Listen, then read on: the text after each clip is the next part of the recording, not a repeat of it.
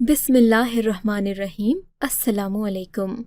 شوہر ہر مہینے شور مچاتا اور لوگوں سے کہتا میری بیوی مر گئی ہے، مجھے بے ہوشی کا ناٹک کرنا پڑتا، پھر لوگ مجھے قبر میں دفنا کر چلے جاتے، شوہر مجھے قبر سے نکال کر لے جاتا اور ہم دوسرے شہر چلے جاتے۔ ایک بار لوگ مجھے غلط قبر میں دفنا کر چلے گئے، کچھ دیر بعد ہی مجھے کسی کے قدموں کی آواز سنائی دی، میں سمجھی شوہر آ گیا، مگر جو ہی آنے والے کے چہرے پر نظر پڑی تو جان نکل گئی، کیونکہ وہ تو 3 بڑے۔ آج میں پھر بے حس و حرکت لیٹی تھی، میرے آس پاس لوگ بیٹھے رو رہے تھے، جبکہ میں ان کے آنسو صاف نہیں کر سکتی تھی، وہ میرے لیے ہی رو رہے تھے۔ تب کوئی بولا یہ کوئی عمر تھی ان کے مرنے کی؟ مجھے مرنے کی ایکٹنگ کرنے کی عادت ہو گئی تھی، اس دفعے بھی میں ایکٹنگ ہی کر رہی تھی، کیونکہ میں مری نہیں تھی۔ میرا شوہر بھی سب کے سامنے دھاڑے مار مار کر رو رہا تھا کہ میری خوبصورت اور جوان بیوی اس دنیا سے چلی گئی، میں اس کے بنا کیا کروں گا، ہائے ہائے میرا کیا ہوگا۔ لوگ مدد کرنے کے لیے اس کے ہاتھوں میں پیسے بھی تھما رہے تھے۔ میں لیٹے لیٹے یہ سوچ رہی تھی کہ اسے کیا پھر سے مجھے ایک عذاب سے گزرنا پڑے گا۔ میرے شوہر نے اس دفعے بھی لوگوں کے ساتھ ایسی تمہید باندھی کہ میت کو زیادہ دیر نہیں رکھ سکتے، کیونکہ مجھے ایسی بیماری تھی کہ مجھے فوراً دفنا دینا چاہیے تھا۔ لوگوں نے 2 سے 3 گھنٹے کے اندر ہی سارا کچھ کرا کے مجھے دفنا دیا، اور شام تک میں اپنے گھر میں بیٹھی چائے پی رہی تھی۔ لیکن آج میرے چہرے پر بہت غصہ تھا۔ یہ کون سی جگہ پر لے آئے ہو؟ یہاں پر تو مٹی اور گند اتنا بڑا ہے کہ اس کو صاف کرنے میں بھی اتنے دن لگ جائیں گے۔ اتنے سارے پیسے کمائے تو ہیں، وہ کس کام کے ہیں؟ میں نے کوئی کام نہیں کرنا، میں ہوں ہی خوار۔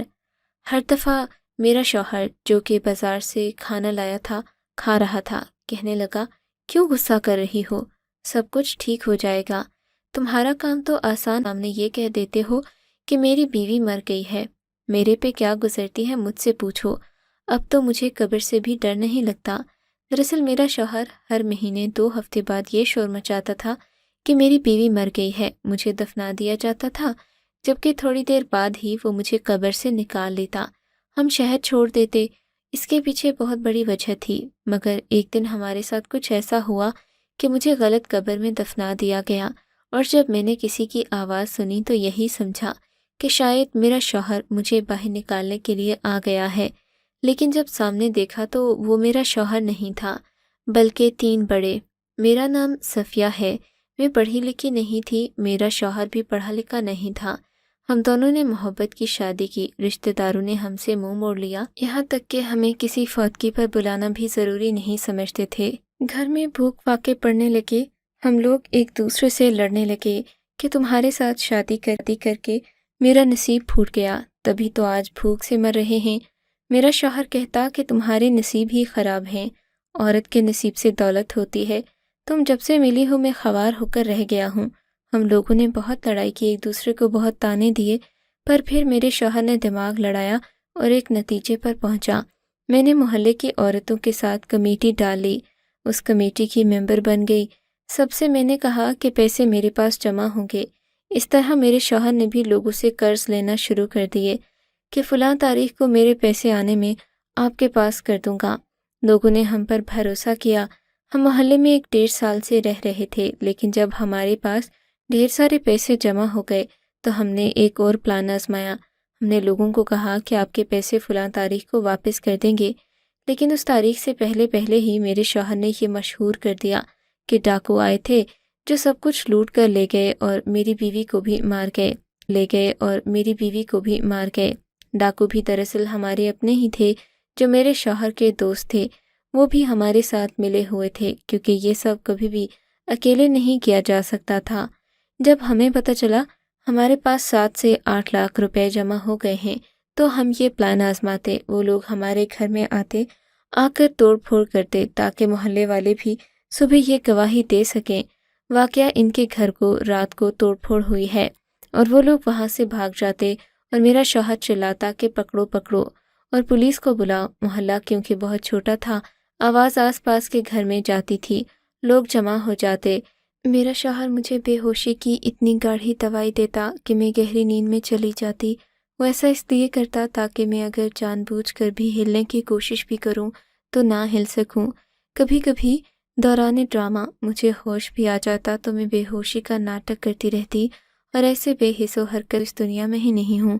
میرا شوہر دھاڑے مار مار کر روتا، سارا محلہ ہی یہ کہتا کہ بیچارے کے ساتھ بڑا نقصان ہو گیا، ہمارے تو پیسے گئے، اس کی بیوی بھی چلی گئی، اب کیا اسے بھاؤتاؤ کریں گے، کیسے کچھ دے سکے گا، ڈاکو سارا کچھ لے کر چلے گئے، یہاں تک کہ اس کی بیوی کی جان بھی لے گئے۔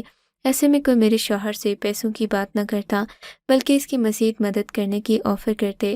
ہم لوگ ایک اور پلان بھی آزماتے تھے تاکہ کسی کو بالکل بھی شک نہ ہو اور کوئی ہمارے پیچھے ہی نہ آئے۔ وہ یہ کہ میرا شوہر مجھے دفنا دیا کرتا تھا، ہمیشہ ایک طرح کی قبر بنائی جاتی، قبر بنانے والے بھی ہمارے اپنے ہی تھے۔ جب دفنا دیتا تو 10-15 منٹ بعد آ کر مجھے نکال لیا جاتا تھا۔ پہلے پہل تو میں سب سے بہت ڈری تھی۔ میں نے اپنے شوہر سے کہا کہ میں یہ نہیں کروں گی، مجھے بہت ڈر لگ رہا ہے۔ یہ آئیڈیا میرے شوہر کا ہی تھا، اسی نے یہ سب سوچا تھا، لیکن پھر اس کے بعد جب پیسوں کے بارے میں سوچا، اس نے کہا صرف 15 سے 20 منٹ کی تکلیف ہے، اس کے بعد دوسرے شہر میں لے جاؤں گا، وہاں پر گھر لے لیں گے، آرام کریں گے، جب تک پیسے ختم نہیں ہو جاتے تب تک عیاشی کریں گے، تھوڑی سی تکلیف برداشت کر لو، کچھ نہیں ہوتا، تم اتنی بہادر ہو، میں آس پاس ہی رہوں گا۔ وہ مجھے بڑی باتیں سنا کر میری ہمت بڑھانے کی کوشش کرتا، لیکن دراصل وہ دن مجھے نہیں بھولتے تھے جب سچ میں ہمارے پاس کھانے کو کچھ بھی نہیں ہوتا تھا، یہاں تک کہ مجھے اللہ نے شادی کے پہلے ماہ اولاد کی خوشی دے دی تھی۔ لیکن ڈاکٹر کے پاس گئی تو ڈاکٹر نے کہا آپ کا بچہ نہیں رہا، کیونکہ مجھے خوراک کی شدید کمی تھی۔ میرا بچہ اس دنیا میں آنے سے پہلے ہی مجھ سے دور ہو گیا تھا۔ مجھے وہ دن بھی یاد ہیں جب ہمارے گھر میں پانی کے علاوہ اور کچھ بھی نہیں ہوتا تھا، اس پر بھی ہم لوگ ایک دوسرے سے ہی لڑتے رہتے تھے۔ پھر میرے شوہر کے خرافاتی دماغ میں یہ سب آیا، کیونکہ دراصل میرا شوہر شروع سے ہی ایسا تھا، وہ ہمارے محلے کا سب سے بدنام لڑکا تھا۔ کسی بھی خاندان کو اگر یہ کہا جاتا کہ آپ کی بیٹی کے اس لڑکے کا رشتہ آیا ہے تو وہ کہتا تھا کہ توبہ کرو، اس سے اچھا تو یہ ہے کہ اپنی بیٹی کو ساری زندگی گھر بٹھا کر رکھیں گے، لیکن اس بندے کے ساتھ اس کی شادی نہیں کریں گے۔ لیکن میری تو آنکھوں پر محبت کی پٹی بندھی تھی، میں نے اس سے شادی کر لی، لیکن ایسی بات نہیں تھی کہ وہ مجھ سے محبت نہیں کرتا تھا۔ شادی سے پہلے اس کے کئی جگہ چکر بھی تھے، لیکن شادی کے بعد اس نے کبھی بھی کسی اور کی طرف آنکھ اٹھا کر نہیں دیکھا۔ اپنی جگہ وہ ایک ایسا مرد تھا جو اپنی بیوی سے بہت زیادہ محبت کرتا تھا اور اسے بچوں کی خواہش بھی تھی۔ زمانے والا زمانے والے اسے جو بھی کہتے، وہ تو کسی اچھے انسان کو بھی اچھا نہیں کہتے، تو برے کے پیچھے تو ویسے ہی ہاتھ دھو کر پڑ جاتے ہیں۔ اپنے شوہر کے کام کرنے پر مجبور ہو گئی اور پہلی بار قبر میں لیٹی تو مجھے واقعی ایسے لگا جیسے میں تو مر گئی ہوں۔ مجھے ایسے لگتا تھا کہ میری سانس بند ہو گئی ہے، لیکن جب میرے شوہر نے مجھے باہر نکالا تو واپس اس دنیا میں آنے کا احساس ہوا۔ اس کے بعد ہم لوگ پیسے لے کر دوسرے شہر میں چلے گئے اور رات کسی ہوٹل میں رکتے، 2-3 دن ہوٹل میں ہی رہتے، ہوٹل کا کھانا کھاتے، اس کے بعد کوئی گھر دیکھ لیتے جس کو کرائے پر لے کر وہاں رہنا شروع کر دیتے۔ ہمارے پاس ویسے بھی اتنا سامان نہیں تھا، سارا سامان غربت کی نظر ہو گیا تھا۔ پھر ایسا ہی گھر لیتے تھے جس میں پہلے سے بھی سامان موجود ہوتا، یعنی وہ گھر ہمیں سامان کے ساتھ کرائے پر ملتا۔ بس پھر اس کے بعد 3-4 مہینے بہت اچھے گزرتے، کھانا پینا، مزے کرنا، روزانہ ہوٹل سے کھانا کھانا، سیر کرنے جانا، ہو سکے تو اپنا تھوڑا سا حلیہ بھی بدل لینا تاکہ کوئی پہچانے نہیں، مگر دوسرے شہر میں کون کس کو پہچانتا ہے۔ ہم اکثر بڑے شہروں میں جاتے تھے جہاں پر ویسے ہی کسی کے پاس اتنا ٹائم نہیں ہوتا کہ ایک دوسرے سے باتیں کرے، لیکن اس محلے میں رہنے سے ہمارا یہ مطلب نہیں ہوتا تھا کہ ہم نے صرف یہاں رہنا ہے۔ پھر ہم سے مراسم بنایا کرتے، میں محلے میں بہت نیک پروین ثابت ہوتی تاکہ سب مجھ پر بھروسہ کریں۔ پیسے بھی تو تھے، لوگوں کے گھر چیزیں بنا بنا کر بھیجتے تھے، اچھے طریقے سے بات کرتے۔ میرا شوہر بھی ایسے پیش آتا جیسے بہت بڑا بزنس مین ہے، بلکہ اس نے ایک خاص قسم کی ترکیب بھی آزمائی۔ اس نے کہا کہ آپ کے پیسے ڈبل ہو جائیں گے، ہر مہینے آپ کو پروفٹ ملا کرے گا، لیکن اگر پیسے ڈوبے تو کچھ نہیں کر سکتے۔ یہ طریقہ بھی کبھی کبھی بہت کام آتا، لیکن آج کل کے لوگ بہت چالاک ہو گئے تھے، اس لیے آخر میں مرنے کا ناٹک کرنا بہت ضروری تھا تاکہ بات بالکل ہی ختم ہو جائے اور کوئی ہمارے پیچھے آنے کے بارے میں سوچے ہی نہیں۔ مرنے کا یہ ناٹک ہم لوگ 3 دفعہ کر چکے تھے، لیکن اس دفعہ جہاں میرا شوہر مجھے لے کر آیا، یہ جگہ بہت گندی تھی، ہوٹل نہیں تھا۔ اس نے کہا 2-3 دن کی بات ہے، اس کے بعد گھر دیکھتا ہوں جلدی جلدی میں گھر نہیں ملا۔ ہر بار ہم پہلے سے زیادہ پیسہ بناتے۔ ہماری ایک ٹیم بھی تھی جس کو اس کا حصہ بھی دیا جاتا۔ شوہر نے کہا مجھے 2 دن دے دو، مجھے سارے معاملات نپٹانے دو، تب تک تمہیں یہیں پر رہنا ہوگا۔ میں وہیں بیٹھی سوچ رہی تھی کہ یہاں پر بیٹھی ہوں تو جیب میں اتنے پیسے ہیں کہ کل پرسوں کسی اچھے گھر میں چلی جاؤں گی، لیکن اگر یہی گھر میرا مقدر بن گیا تو کیا کروں؟ مجھے کبھی کبھی لگتا کہ یہ غلط ہے، لیکن میں پھر بھی یہ سب کرنے پر مجبور تھی۔ ایک دن شوہر سے کہا اب آخری دفعہ یہ سب کریں گے، اس دفعہ کوئی بڑا داؤ کھیلتے ہیں، اس کے بعد آرام سے کوئی چھوٹا سا کاروبار بنا لیں گے، اپنی فیملی کا آغاز کریں گے، کیونکہ اگر میرے پیٹ میں بچہ ہو تو میں یہ کام نہیں کروں گی۔ میرے شوہر کا کہنا تھا ابھی ہم نے بچہ پیدا نہیں کرنا۔ اس کی بات سن کر میں حیران رہ گئی۔ میں نے کہا کیا باتیں کر رہے ہو؟ کیا ہم ساری زندگی یہی کرتے رہیں گے؟ تم نے تو کہا تھا کہ پیسے جمع کر لیں گے تو اپنا کوئی کاروبار، کریانے کی دکان یا کوئی سٹور بنا کر بیٹھ جائیں گے۔ میرے شوہر نے کہا کہ جب پیسے ہاتھ میں آتے ہیں تو تمہاری فرمائشیں ختم نہیں ہوتی۔ آج مجھے اس جگہ لے جاؤ، مجھے اس جگہ کا کھانا کھانا ہے، مجھے یہ والے کپڑے لینے ہیں، اس برانڈ کا جوتا پہننا ہے۔ 7 لاکھ روپے تم 2 مہینے میں ہی ختم کر دیتی ہو۔ اب تم کہتی ہو کہ ابھی تک کتنے پیسے جمع ہو گئے ہیں کہ ہم سٹور بنا لیتے ہیں۔ ارے سٹور بنانے میں 25 سے 30 لاکھ روپے کم سے کم لگتے ہیں، پھر گھر بھی بنانا ہوگا، وہاں پر رہنے کے لیے بھی ایک سسٹم چلانا ہوگا، پھر اتنے سارے پیسے کہاں سے آئیں گے؟ جو بھی پیسے ابھی کمائے ہیں وہ تو آج 10 دن بعد ہی سمجھو آدھے رہ گئے۔ نہیں بنوانی تھی سونے کی چوڑیاں، نہیں بنوانے تھے سونے کے کانٹے، نہیں کرنی تھی عیاشی، اب کیوں اس طرح کی باتیں کر رہی ہو؟ میں نے شوہر سے کہا کہ مجھے نہیں پتا، بس آخری دفعہ یہ کام کریں گے، اس کے بعد مجھے بچہ چاہیے۔ میرے شوہر کا کہنا تھا آخری دفعہ کام کریں گے تو کتنے پیسے بنا لو گی؟ اس کے بعد بچہ لے کر کہاں جاؤ گی؟ بچے بنا لو گی، اس کے بعد بچہ لے کر کہاں جاؤ گی؟ بچے کے ساتھ یہ سب کتنا مشکل ہے، تمہیں پتہ ہے۔ پہلے 2 سال تک تو ہم ایسا کچھ نہیں کر پائیں گے، اس کے بعد بچے کا کیا کریں گے؟ بچے کو کہاں لے کر جائیں گے؟ میں کس طرح اکیلے بچے کو سنبھالوں گا؟ بات عجیب سی ہو جائے گی۔ میں نے اپنے شوہر سے کہا اس کا مطلب کہ تم ساری زندگی مجھے استعمال کرو گے، کیونکہ تمہیں تو کچھ نہیں کرنا پڑتا، سارا کچھ میں کرتی ہوں۔ ہم لوگ پھر سے ایک دوسرے کے ساتھ لڑنے لگے، یہاں تک کہ بہت بڑی لڑائی ہو گئی، یہاں تک بھی کہہ دیا کہ ایک دوسرے کو چھوڑ کر الگ ہو جاتے ہیں، لیکن مرتے کیا نہ کرتے۔ صبح پھر ایک دفعہ ایک دوسرے سے بات کر بیٹھے، اور پھر شوہر سے کہا کہ میں اپنی فیملی شروع کرنا چاہتی ہوں، ایک دفعہ اپنے بچے کو کھو چکی ہوں، میں چاہتی ہوں وہی بچہ مجھے واپس مل جائے تاکہ میرے اندر جو خلش ہے وہ بھر جائے۔ میرے شوہر نے مجھے کہا پھر اس دفعہ ہم اپنا آخری داؤ کھیلیں گے، کسی بہت بڑے محلے میں جا کر رہیں گے، کرے پھنسائیں گے تاکہ ہمیں دوبارہ یہ کام نہیں کرنا پڑے۔ شکر ہے میرا شوہر یہ کام کرنے پر مان گیا۔ اس دفعہ ہم لوگ ایک سوسائٹی والے محلے میں چلے گئے۔ گھر کا کرایہ بہت زیادہ تھا، لیکن ہمارے لیے یہ انویسٹمنٹ کے برابر تھا۔ وہاں پر میں نے لوگوں سے دوستی کرنا شروع کر دی۔ یہاں کے لوگ بہت زیادہ امیر ہونے کے ساتھ ساتھ بہت زیادہ بیوقوف بھی تھے، بہت جلد اعتبار کر لیتے۔ میں نے بھی یہ کہہ کر دوستی کر لی کہ میں باہر کے ملک سے آئی ہوں، یہاں پر کچھ عرصہ رہنے کے لیے۔ مجھے انگلش نہیں آتی کیونکہ میری اصل زبان کوئی اور ہے، مجھے اردو بھی مشکل سے آتی ہے۔ جب ہم لوگوں کو اتنے بڑے بڑے دھوکے دے سکتے تھے تو پھر اس طرح کی حرکتیں بھی ہم کر سکتے تھے۔ میرے شوہر نے بھی کاروبار کے بارے میں لمبی لمبی باتیں کیں اور اپنی مبالغہ آرائی بھی کی۔ واقعی میرے شوہر کی بات بالکل ٹھیک تھی، بڑے محلے میں آنے کے بڑے فائدے بھی تھے۔ یہاں پر تو ایک بکرا ہی اتنے کا پھنس گیا جتنا ہم پورے مہینے کی محنت کے بعد کماتے تھے۔ ہر کسی کو اپنے پیسے ڈبل کرنے تھے، ہر کسی کو ایک کمیٹی ڈال کر اس سے فائدہ حاصل کرنا تھا۔ ایک دفعہ ایک عورت گھر آئی، بہت ڈری ہوئی تھی۔ اس نے کہا میرے پاس کچھ پیسے ہیں جو میں کاروبار میں لگانا چاہتی ہوں۔ میں نے کہا ٹھیک ہے، آپ شام کو آ جائیے گا، میرے شوہر سے تفصیل سے بات کر لیجیے گا، وہی بتائیں گے۔ اس نے کہا نہیں، مجھے سب کچھ جاننے کی ضرورت نہیں، بس آپ میرے پیسے رکھ لیں، ان کو کاروبار میں لگا لیں۔ وہ بہت جلدی میں لگ رہی تھی۔ میں نے کہا آپ کو کچھ نہ کچھ جاننے کی ضرورت تو ہوگی۔ اس نے کہا نہیں، مجھے کچھ جاننے کی ضرورت نہیں، بس آپ ادھر ہی رہتے ہیں نا؟ میں نے کہا ہم یہاں رہتے ہیں۔ کہنے لگی ٹھیک ہے، وہ چلی گئی۔ جب جانے لگی میں نے اس سے پوچھا کیا بات ہے، کوئی مسئلہ ہے آپ کو؟ اس کا کہنا تھا کہ نہیں، کوئی مسئلہ نہیں، اللہ کا شکر ہے۔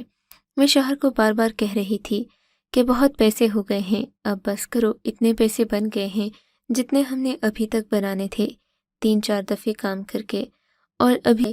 لیکن میرا شوہر کہتا تھا کہ ہم 1 ہفتہ اور ٹائم دیں گے اور پھر اس کے بعد ہم اپنا آخری کام کریں گے۔ شاید میرا شوہر بھی سوچ رہا تھا کہ دوبارہ یہ سب نہ کرنا پڑے، اس لیے زیادہ سے زیادہ پیسے کمانا چاہتا تھا۔ لیکن اتنے پیسے ہو گئے تھے کہ ہم گھر بھی بنا سکتے تھے اور کریانے کی دکان بھی۔ لیکن 1 ہفتہ اور گزر گیا۔ اس کے بعد میں نے شوہر سے کہا آج رات کو ہی یہ کام کرنا ہے۔ رات کو ہم نے شور ڈالا اور اس طرح کا سین بنایا جیسے ہمارے گھر میں ڈاکو آئے ہیں، مجھے جان سے مار دیا گیا ہے۔ صبح ہماری ٹیم بھی واپس آ گئی، لیکن ہماری ٹیم میں سے ایک بندہ اس دفعے ساتھ نہیں آیا جو بہت ہی سمجھدار تھا، سب کچھ وہی ہینڈل کیا کرتا۔ باقیوں نے بتایا کہ اس کی امی اس دنیا سے چلی گئی ہیں، اس لیے وہ نہیں آ سکا۔ کیونکہ آج وہ نہیں تھا اس لیے بہت گڑبڑ ہو گئی۔ میں نے جب بے ہوشی کا ناٹک کیا اور جب دفنانے کے لیے اٹھا کر لے گئے، جس قبر میں مجھے دفنانا تھا اس کی بجائے کسی اور قبر میں مجھے دفنانا تھا، اس کی بجائے کسی اور قبر میں دفنا دیا۔ لیکن بات یہ کہ مجھے غلط قبر میں دفنایا گیا ہے، فی الحال مجھے خود بھی معلوم نہیں تھا، نہ ہی میرے شوہر کو پتہ تھا۔ میں بھی آرام سے لیٹ گئی کیونکہ مجھے اس کی عادت ہو گئی تھی۔ میں آکسیجن کی کٹ اپنے کفن میں چھپا لیا کرتی، اس لیے مجھے آکسیجن کا مسئلہ نہیں تھا۔ لیکن آج 10 منٹ سے زیادہ کا وقت گزر گیا تھا کیونکہ میں نہیں جانتی تھی کہ میرا شوہر مجھے تلاش کر رہا تھا۔ میری آنکھیں بند ہوتی تھیں، مجھے کیا پتہ تھا مجھے کس قبر میں ڈالا جا رہا ہے۔ میرا شوہر پریشان ہو رہا تھا کہ جس کی قبر میں ڈالنا تھا میں اس میں نہیں تھی، مجھے یہاں پتہ ہی نہیں تھا کہ میں کہاں ہوں۔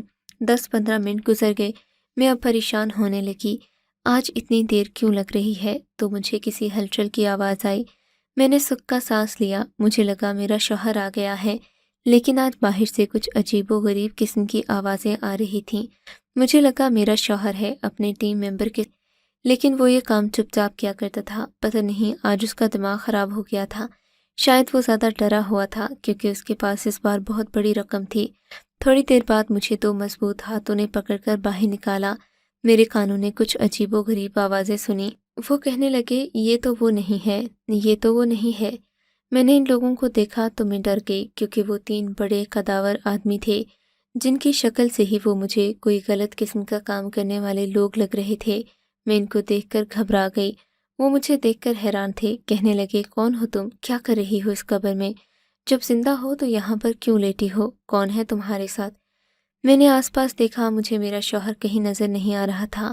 دور سے کسی شور کی آواز آئی، جیسے ہوا میں کوئی بولا تھا کہ تم کون ہو؟ 20 فٹ کے فاصلے پر سے روشنی نظر آئی، شاید وہ میرا شوہر تھا۔ اس نے جو قبر کھولی تھی اس کے اندر وہ لڑکی تھی جس کو اس قبر میں ہونا تھا۔ کیونکہ آواز لڑکی کی تھی، وہ اس لڑکی سمیت میرے شوہر کو بھی پکڑ کر لے آئے۔ اس لڑکی کو دیکھ کر میرے قدموں تلے سے زمین نکل گئی، کیونکہ یہ تو وہی لڑکی تھی جو مجھے بہت جلدی میں پیسے پکڑا کر گئی تھی۔ وہ بھی یہ سب دیکھ کر حیران تھی کہ ہم لوگ ایک دوسرے سے لڑنا شروع ہو گئے۔ لیکن میرے شوہر نے کہا ہم دونوں ہی یہاں پر غلط کام کر رہے ہیں، اگر شور سن کر لوگ آ گئے تو ہم دونوں کو پکڑ کر لے جائیں گے، یہاں سے چلو۔ میرے شوہر کی بات ٹھیک تھی، اس لیے وہ لوگ بھی مان گئے۔ ہم لوگ ایسی جگہ آ گئے جہاں پر ہمیں کوئی نہ دیکھ سکے۔ پھر ساری بات سے پردہ اٹھا۔ دراصل وہ لڑکی کسی بہت بڑے گھر میں کام کرتی تھی، وہاں سے بہت بڑی رقم چرا کر بھاگی تھی۔ مجھے اس لیے دے گئی کہ کوئی اس پر شک نہیں کرے، وہ رقم بھی ڈبل ہو جائے۔ یہاں سے بھاگنے کے لیے اس نے کم و بیش وہی طریقہ اپنایا جو میں نے اپنایا تھا، لیکن غلطی سے وہ میری والی قبر میں دفنا دی گئی، میں اس کی والی قبر میں۔ جب ہم اس دنیا میں رہ کر یہ سب کر سکتے ہیں، اس طرح کا خیال کسی اور کے دماغ میں آنا کوئی عجیب بات نہیں۔ تھوڑا بڑا تھا، لیکن اتفاق تو اسی دنیا میں ہوتے ہیں۔ اس لڑکی کو پتہ چلا کہ اس کے پیسے نہیں ملنے والے تو اس نے شور ڈال دیا اور اپنے ان لوگوں سے کہا کہ ان سے میرے پیسے نکالو۔ ان لوگوں نے بآسانی ہم سے پیسے لے لیے، ہم ان کے ساتھ لڑائی نہیں کر سکتے تھے، وہ ہم سے زیادہ طاقت میں تھے، اور اب ہمارا راز ان کے پاس، ان کا راز ہمارے پاس تھا۔ لڑکی کو اس کے پیسے واپس کر دیے، اس کے پیسے سب سے زیادہ تھے، اب میرے پاس اتنی ہی رقم رہ گئی تھی جتنی ہم پہلے بناتے تھے، بس اس سے تھوڑی زیادہ۔ ہم لوگ اپنی جان بچا کر وہاں سے نکل گئے، دوسرے شہر میں آ گئے۔ میرے شوہر نے صبح ہی کہا ہمیں ایک دفعہ اور یہ کام کرنا پڑے گا، پر اب میں نے یہ کام نہ کرنے کی قسم کھا لی تھی۔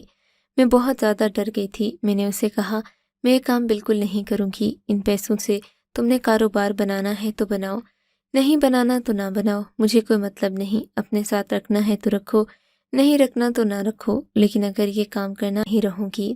جب میں نے اس طرح کی بات کی تو میرا شوہر ڈر گیا، کہنے لگا مجھے چھوڑ کر جاؤ گی؟ ابھی تک ہر چیز میں میرا ساتھ دیتی رہی۔ میں نے کہا میں یہ کام نہیں کروں گی، مجھے اولاد چاہیے، مجھے سکون چاہیے۔ ہم لوگوں نے اللہ سے توبہ کر لی، یہ کام ہمیشہ کے لیے چھوڑ دیا، دکان بنا لی، کرائے کا گھر لے لیا، اب ہم اسی گھر میں رہتے ہیں۔ اللہ سے معافی مانگتی ہوں، دل کو دھڑکا سا لگا رہتا ہے کہ کوئی اچانک سے ہمارے گھر نہ آ جائے کہ ہم نے تمہیں پیسے دیے تھے، وہ پیسے واپس کرو۔ اللہ اولاد کی خوشی نہیں دے رہا، شاید ہمیں سزا مل رہی ہے۔ بس دعا کرتی رہتی ہوں، سوچتی رہتی ہوں غلطی میری تھی، میں مجبور تھی، یا مجھے یہ سب نہیں کرنا چاہیے تھا، یا غلطی میرے شوہر کی تھی جس کے دماغ سے یہ آئیڈیا نکلا، اس نے مجھے بھی باتوں میں لگا لیا۔ غلطی جس کی بھی تھی، ہم نے اس کی سزا پائی۔ ہمیں نہ دن کو سکون ہے نہ رات کو سکون ہے، اللہ اولاد بھی نہیں دے رہا۔ زندگی ایسے جا رہی ہے جیسے اس کی کوئی من جا رہی ہے، جیسے اس کی کوئی منزل ہی نہیں ہے۔ آپ کو اگر یہ کہانی اچھی لگی ہے تو اس ویڈیو کو لائک کیجیے، اور اس طرح کی مزید کہانیاں سننے کے لیے ہمارے چینل کو ضرور سبسکرائب کیجیے۔ کہانی سننے کا شکریہ۔ آپ سے ملاقات ہوگی اگلی ویڈیو میں، تب تک کے لیے اللہ حافظ۔